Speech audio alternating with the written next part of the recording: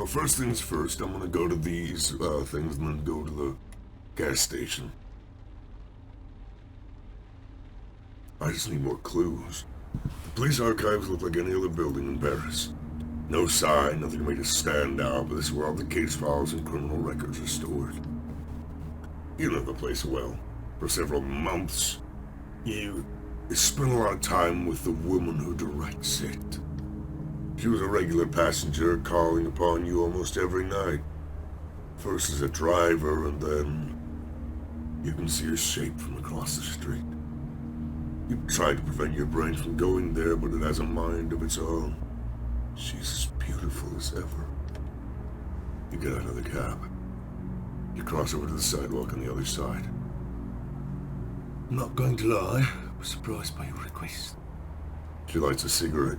She still has that cold, distant look about her. But you know it's just a facade. You don't smoke anymore. That first waft of nicotine and gas from the lighter. Heaven. She runs a hand through her hair. Her wedding band shines upon the street lamp. You're freezing. Listen, I'm sure you know I'm not allowed to give you this kind of information. But if what you said was true, then you get the impression she's reaching for your side. Her hand brushes over your wound. You think about her body, her habits, how she used to call you in the middle of the night. I fished around and the first 3 victims were not part of the data leak. Shit. Shit indeed. That means information about Besson, Pugran, and the Argentina one. Gorodisha. Yeah, that's it. It all came from someone who had access to the criminal records. Not help. Yes. Bits of ash from your cigarette sprinkle onto your pants. You attempt to smile. Better than nothing. Moment of silence. Helen takes a drag of her cigarette like there's no tomorrow. She paces a bit to warm herself up. You should come over sometime. What do you think? You grin. You and Helen used to sleep together when things with her husband weren't so good. Yeah. Why not? Let me finish all this. Of course. Give me a call when all this is over. She looks deep into your eyes. You look down. Her hands are shaking. One last smile and she puts her cigarette out. You do the same. I've gotta run. Need a taxi? That's very kind of you, but Bruno is coming to pick me up in a little while. Good luck. She reaches out to you affectionately, then stops. You decide to cross the street. Put some distance between you as quickly as possible. When you get to your cab, you hear her saying something. She's yelling from across the street. Just stop smoking! It's bad for your health. You wave. She goes back into the archives. You get in your hand, a cab, and rub your hands together. Time to get back to your shift. That was actually... Even though, you know, when things with her husband weren't good, they say she was cheating on him with the character. Not exactly what you want to do. You're driving along when a strange burnt smell suddenly fills the cab. You look around and sniff. Is it coming from outside? Park. Pull over and park. You freeze. Something or someone is in your taxi. A woman's voice resonates around the cab. I can't. I need a better signal. I'm here. I'm here. You turn around slowly. This young woman has appeared behind you. Don't shout. Fiddles the connection. I don't have much time. There's something strange about her face. It's as if she's different people at once. Listen to me carefully. I come from the future, and you must know that you met... She stops moving like a computer glitch. She stays this way, still, frozen. Then she suddenly starts moving again. Fascists in suits. Tons of money, control of social media. 2037, he decides to cleanse Europe, literally and figuratively. She stops herself. Shit, I'm breaking up. Lowers her head to speak to someone else. Signal is unstable. Turns to you, her eyes are sparkling. A coalition led by the Iranian president and a few African leaders managed to find a remedy, but it's too late. The human race has almost been entirely decimated. She looks at you. They sent me to look for more information on Hyoga, but also on other people you may have met. Does Deshaun Jackson sound familiar? No. He went to mime school. She smiles coyly. I know what you're thinking, but I'm serious. She shakes her head. Tragically serious. I don't know. Well, shit. I'm too late in the game. They sent me to the wrong moment. She snaps her fingers. Annabelle Robert, a photojournalist. Her reporting will... Her voice suddenly starts to crackle. Reveal the existence of underground laboratories. She absolutely must go to Syria. Life depends on it. The radio starts blaring incomprehensible voices like it was picking up a secret station. No physical contact! You will not get a second chance! The seat behind you is suddenly empty. The young woman is gone. The radio stops. The nighttime silence takes its place. For a second, you wonder if you were dreaming. And you start driving again. Well, I'm obviously not reaching that other informant now. Not this night. Let's go fill up on gas, then I gotta make some money today. Used to be a Lebanese restaurant here. It was there several times a week. Could it have gone? Pull over and stop at the gas station, not a soul in sight. Yeah, we've read this before.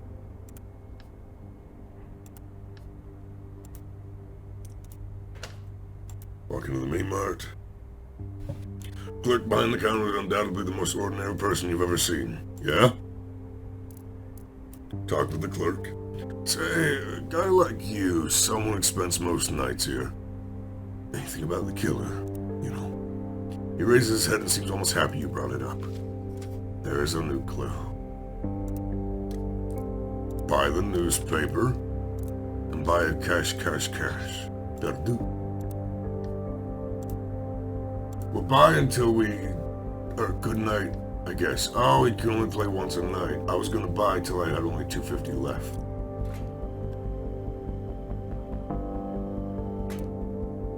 That's 39 euros out. Fuck.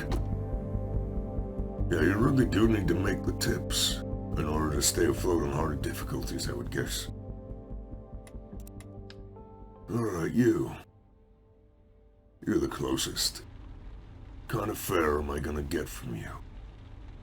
Ooh, 11 kilometer. I have to go to get back to the 16th. It's a 38 euro fare, roughly. She's in a cloud of heavy perfume. It's a well-known scent, one you often see advertised on the Champs-Élysées. Woman must be in her 50s. Impeccable posture. The fur she wears around her neck must be worth several days' pay. She opens her mouth. Good evening. Before you start driving, I just need to tell you something very... She purses her lips, attempting to stifle the word that is about to come out, then raises a finger. Shit! Huh! Continues to look at you, same smile frozen on her face. She just shouted gibberish at you, but her face hasn't budged. Like she isn't even aware of what she said. Purses her lips even harder. I doggy foreskin! She shakes her head. I am truly sorry. Please hear me out. Is that Tourette's? So taken back, you have nothing to say. Suffering from major emotional trauma seems to trigger some very strong verbal episodes. They're exhausting, to be honest. I hope you can shit understand. Please know that I don't believe a single word that I'm saying. She smiles. Tiny Dick! It's my husband. She shrugs. Married for 25 years. 2 kids, a house on the coast. All sorts of fun plans for the future then. A sad smile flashes across. Eat shit! She looks at you.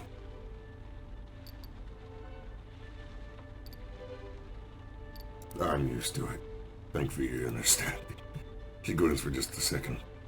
Here I am discovering how to live alone for the first time at 50. Crazy, isn't it? Toilet brush up your ass! It's really not so easy. You bite your cheek to avoid laughing and start driving. With a bit of luck, your passenger won't say anything for the remainder of the ride. She sighs. Do you know what I did today? You glance at her in the rearview mirror. No clue. Well, dear sir, I opened a bank account. She flashes a smug smile.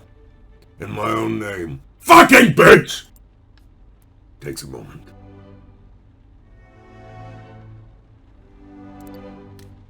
My husband never thought I needed one. Took care of everything. It was easier. She shrugs her shoulders like it was all of no importance. Oh, fuck! I get it, you know, how terribly complicated all this paperwork is. All these contracts, page after page of tiny print. The woman at the bank was charming, very instructed. Four-legged slut! Her face is clouded with sadness for a second. I could tell, of course, that all this points to her face. All this bothered her. Bitch! Slut! I'm not saying that middle one. That's probably why they didn't want me to open my account in Royal Branch. Looks the road passing by. Awkward silence fills the gap. Your passenger puts an end to it, her voice lightly croaking as she speaks softly. Both my children had bank accounts before I did. Isn't that unbelievable? And my daughter, she told me 1,000 times that it wasn't normal. That everyone should have an ass!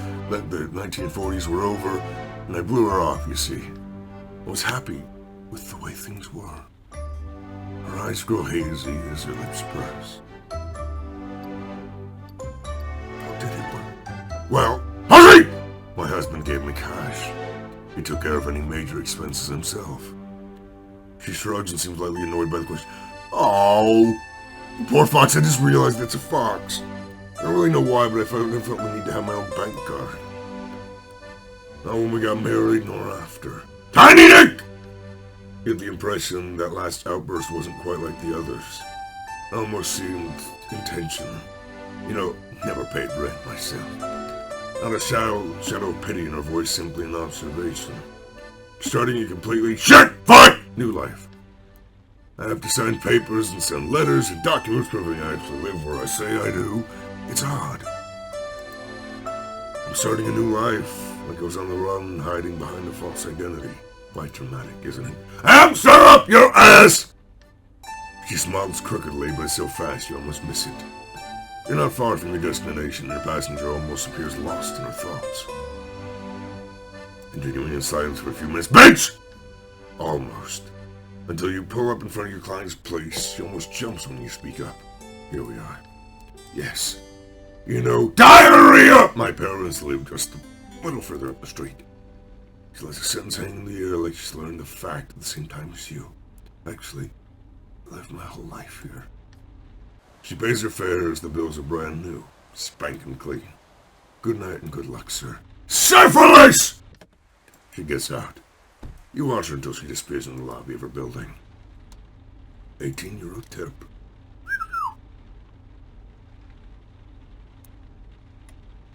Ah, hey, it's the vigilante. Please tell me you're going north. Or I'm assuming up is north, that we're, you know, on a north, up, south, down kind of map. You are heading north, but not, I was hoping like up here, so I could head to the informant, whatever. Your next passenger is alone and waiting for you on the sidewalk.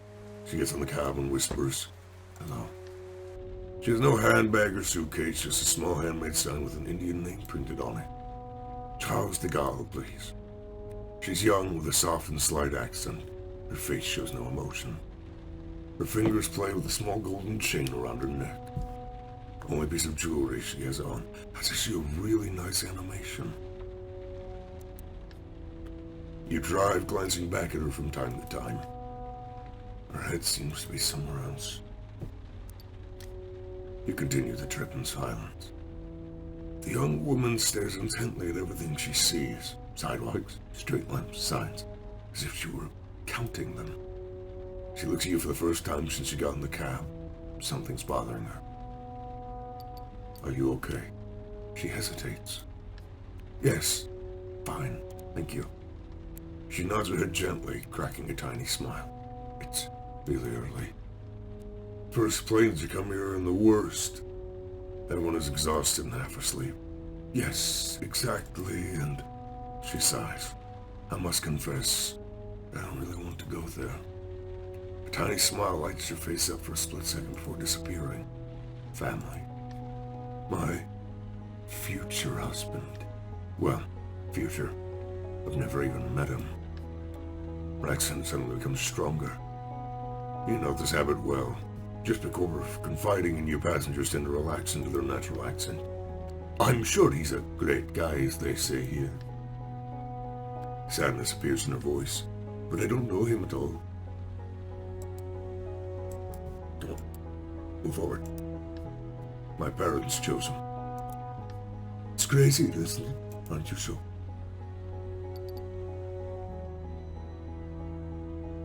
Yeah. Sad smile washes briefly over her face. It's tradition. Or at least it used to be. I didn't want to say anything, but I don't agree with arranged marriages. At least it used to be. Parents are a bit old school even by current standards in India. Chose to study here and not in England like my sisters. He flashed a smile. Fell in love with Paris and decided to stay. Almost never go home. Actually, this is home now. Anyway, my parents insisted I meet him. He decided to make the trip saying he had a meeting as a pretext. Unacceptable. You don't understand, it's just the way things are. And I knew it would happen one day. They've been talking about it for ages. I try to avoid this subject. It's understandable from their perspective. It worked for them. I sense something bubbling up. Anger. Before she freezes. Some people refuse to let their emotions out. She slowly regains control of her body. But, what day trips would you recommend outside Paris? Nearby? Versailles, of course. Beautiful. Definitely worth it. Face lights up. Perfect. I'm sure they'll like that. Or there's Fontainebleau. No, just let her have that one. Airport's not much further. Something about the young woman makes you feel uncomfortable. Looks as if she's about to scream, but is holding it in. Time passes and silence fills the cab. Which terminal? Terminal C. 2C, I think. Not. You park the car in front of Terminal 2C. She grabs her sign and exits the cab.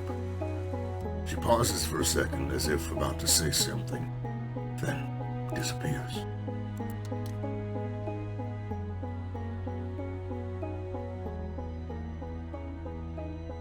You there, you're almost instantly nearby.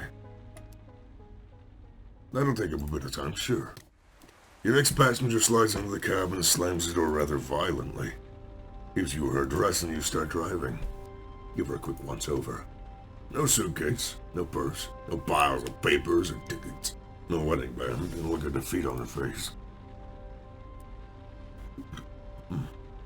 She drops them off at an airport.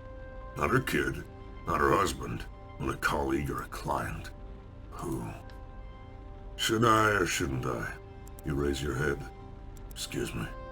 Passenger jumps. Did I say that out loud? Her face turns crimson. I'm sorry. She shakes her head, apologizes profusely, and stumbles over her words. Is everything all right?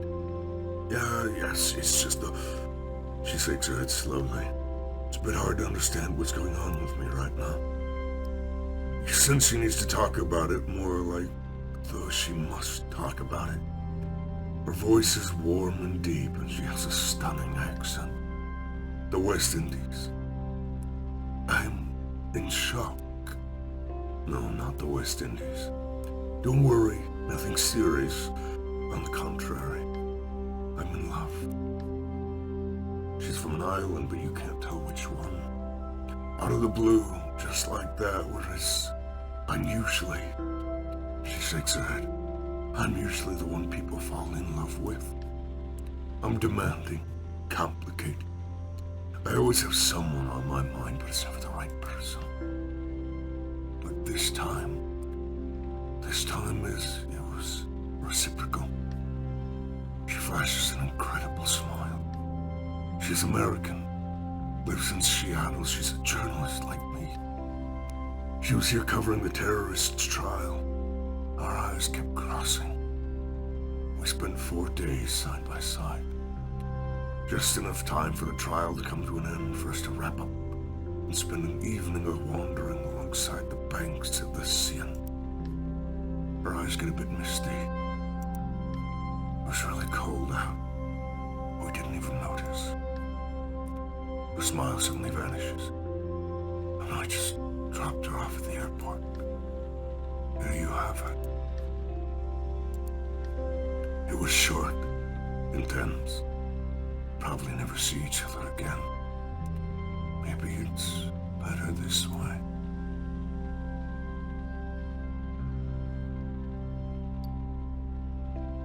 You should have gone with her. Go with her. An odd look takes over her face. Take a plane, follow her, find her. But what would I tell work? I can't just... She doesn't bother finishing her sentence. Even she doesn't believe the lies she's telling. I have time to make up. Comp time. It's the least my editor can do. Yes. I mean, why not? She's got a layover in London. Has to spend most of the day there. I go to the ticket counter and she stops. No. Tickets will cost me a fortune. I know. I already looked. Next flight is at 6. Her eyes wander. A fortune. None of that was really intended for your ears, but you feel like answering all the same. What if she's the love of your life?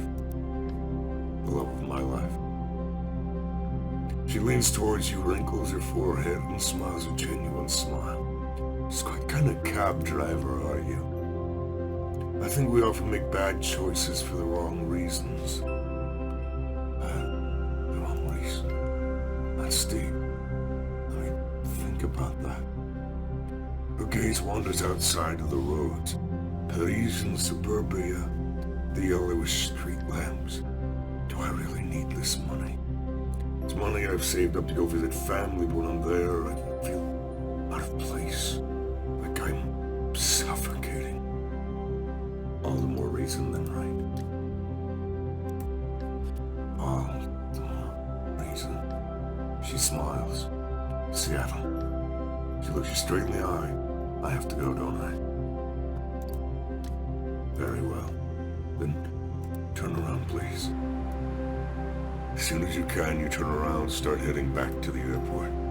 The road is empty, wide open.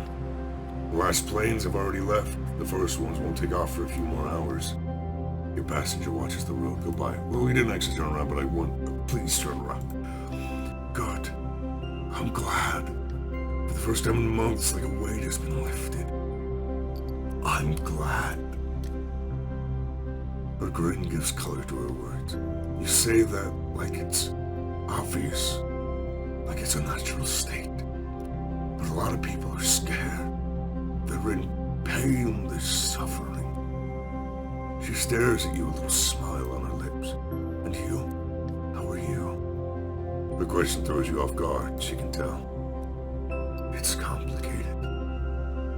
The tone of your voice casts a chill over the cabs. Okay, I didn't mean to. She shakes her head. We don't have to talk about it. Your passenger is a journalist. Maybe she could help you. Give you some information. I need your help. You need my help. You explain the situation, the attack, the hospital. Of course, you leave out Bousset. You don't talk about the wall at your place, the nightmares, your anxiety. I'm doing my own investigation. Her face lights up each time she learns something new. I didn't cover this story, but she slips into thoughtful silence as you park into a drop-off spot at the airport. I know someone. She gazes deeply into your eyes. The first plane to London doesn't leave until 6 a.m. I'll have time to call my contact. He'll send you what he knows about the judge. Between us, though, it's risky.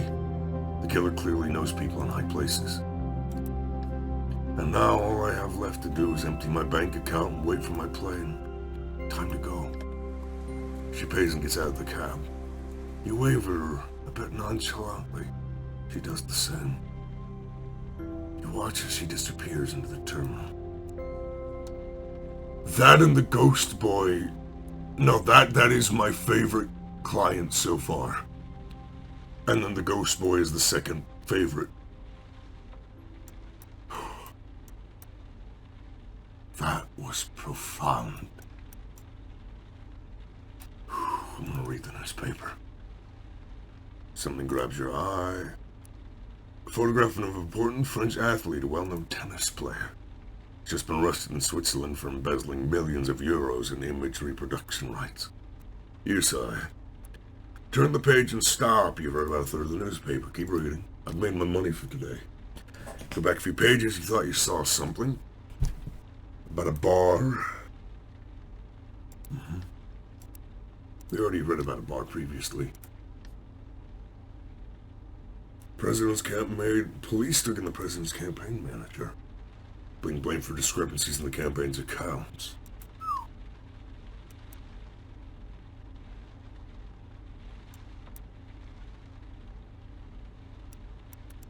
We talked to the gas clerk up there. How about we go to this gas clerk?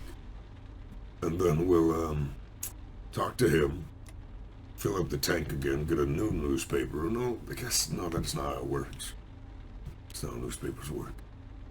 We'll fill up the tank again. Let us all inside. Yep.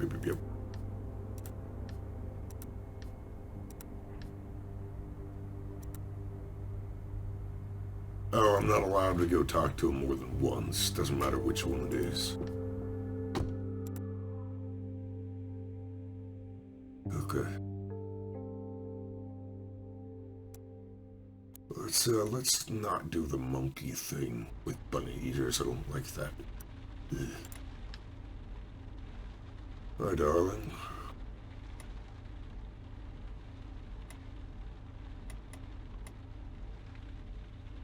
Galdor. That's only a 14-year-old fare, but still. Heavily pregnant passenger. You go to help her inside, but she waves you away with a hand. I'm fine. Judging by her accent, she's not from Paris, not from France. English or maybe American. I can just talk normally. Things just take a bit longer these days. She settles in, adjusting her coat for her huge belly.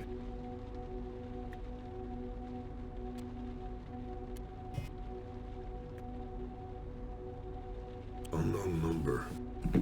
Settles in, adjusting her coat around her huge belly. You gun the accelerator and set off. Instinctively find yourself driving more deliberately, not slower, just carefully. You regard the woman in the mirror. She's staring out of the window with a 1,000-yard stare, her hand wringing themselves around each other like a fistful of snakes. You're trying to place the accent, aren't you? From the UK, Manchester. I'm from Manchester. I mean, that's in the UK, but the distinction is important, especially these days. So the UK and everyone assumes you're from London.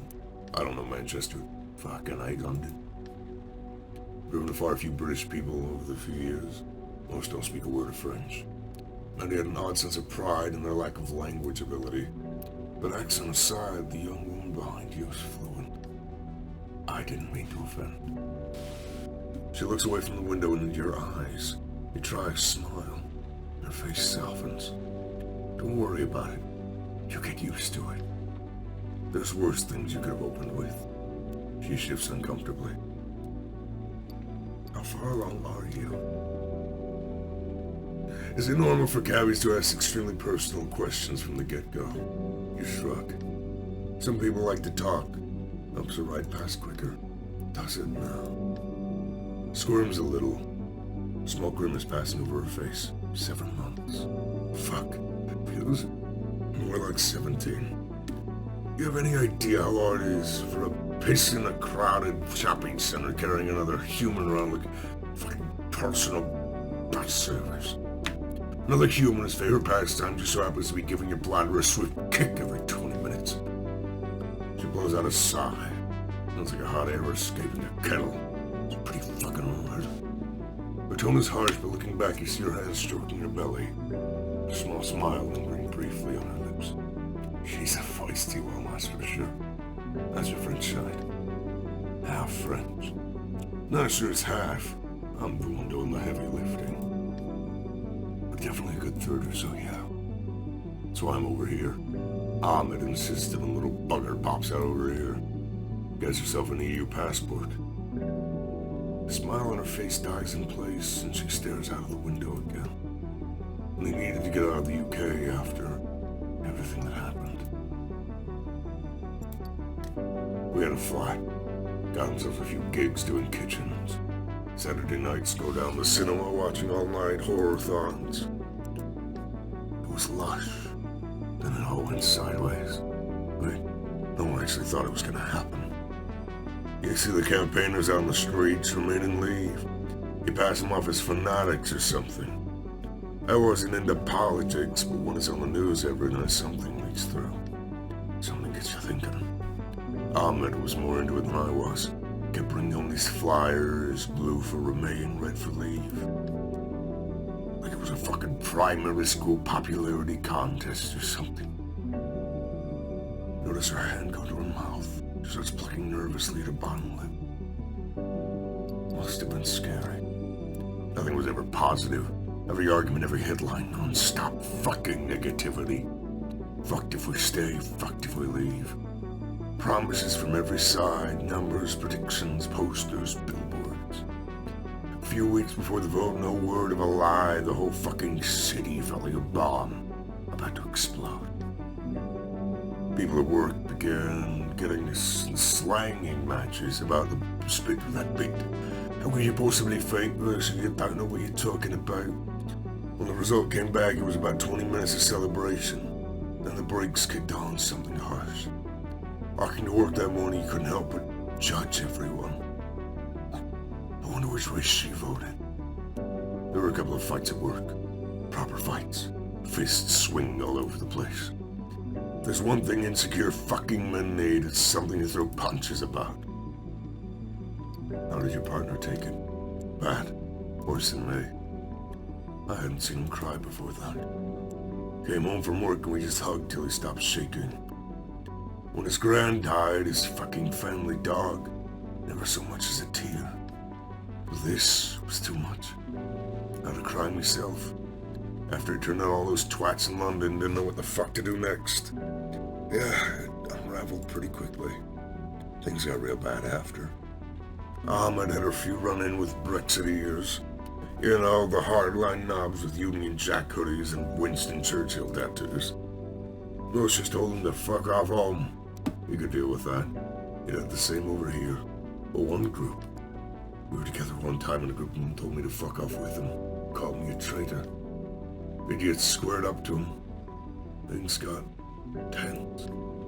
First time I'd ever been glad to see a copper. So yeah, we fucked off. Wasn't worth it over there. The jobs had dried up anyways. No one wanted to hire a foreigner. Been staying with his lot over here ever since. Spare room. His mum don't speak a word of the Queen's. Her dad tries to bless him. They love Big Pete. But now this one's almost here, I don't know. I don't fucking know. She shifts again, the seat creaking under her weight. It's a sound you seldom hear. What would you have done? I mean, if you ever have like Brexit vote or something, how would you vote?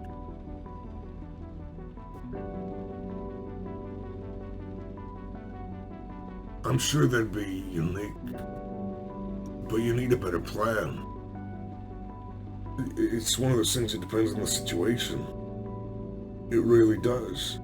Who's it gonna benefit? Who's it gonna hurt? How many lives are gonna be upended?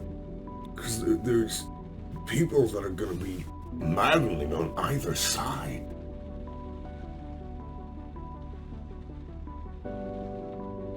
I don't know. How could I make a reasoned choice? I'd just be guessing. Then again, If I can't make a decision, who can? Will you best pretend it wasn't happening? Close your eyes, hope everyone else makes the right choice for you? No. One way or the other, you have to take a side. Nothing irritates me more than those cheeky fucks in the middle of everything telling everyone just to get on. It's not people, is it? We ain't designed to get on. Put two people on an island with enough food for both, and with half a fucking hour they just kick the shit out of each other over some biscuits. Problem wasn't the voters guessing. Problem was the people asking the questions, making shit up. Using photos from Africa saying they were immigrants running into the UK. Putting made-up numbers on the side of the fancy red buses. Telling us horror stories about rioting and civil war. That was the problem. Not our fault if we had to guess. It was their fault for asking the wrong fucking questions. Sorry about all that. I understand. Yeah. At least over here everything's, well, over there. I don't have to think about every fucking moment. Really, it's okay. But I appreciate the offer. Makes me feel welcome. She waddles slowly to a door. Her hands going to twist themselves into shape as she waits for an answer until she finally disappears inside. You sigh and set off into the night.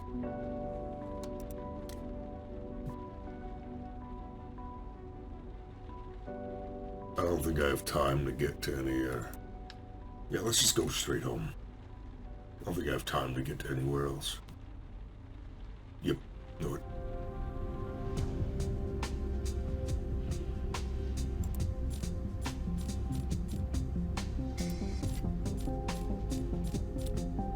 Taxi license. Oh my god. I lost money again. That's a lot of money I just fucking lost. Fuck. Shut up, your ass!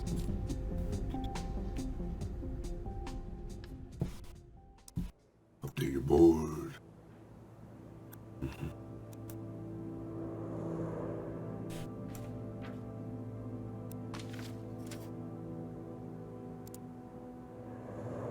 Victim 2 killed in only spot without CCTV.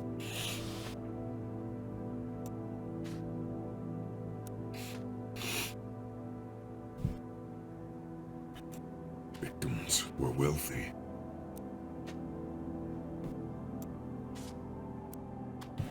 Shit. I mean, we have the most... Oh. My nose was clogged. Still is. We have 4 pieces of evidence going towards Claudia. It really... Even though, you know, it's supposed to be like, who has the most... Oh, that needs to stay there.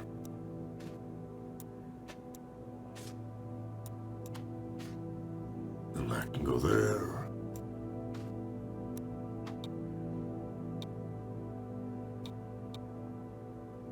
Okay. I really don't think it's her. And we know it's not him now.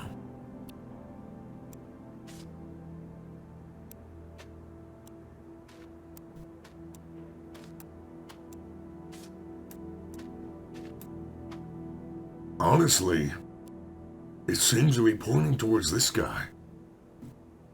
Or this guy. Pierre or Paul, Molly.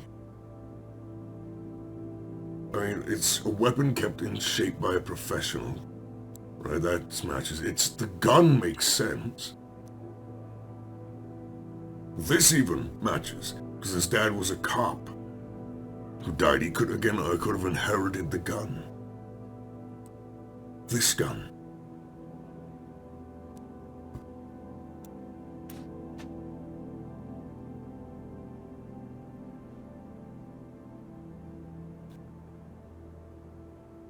The most evidence we really have is this guy, Pierre. But it has to be one of these two. I don't think Herv is a good guy. But I don't think he's the judge. I think he's just doing something else. I think he's robbing people. You wipe your tired face. Down the sofa bed his frame creaks. The place is the problem. You open one eye. Start whistling. Some song that's been in your head since you woke up, but you don't know why. It's gonna be a long night. You get up quickly. A few minutes later, you're outside your studio.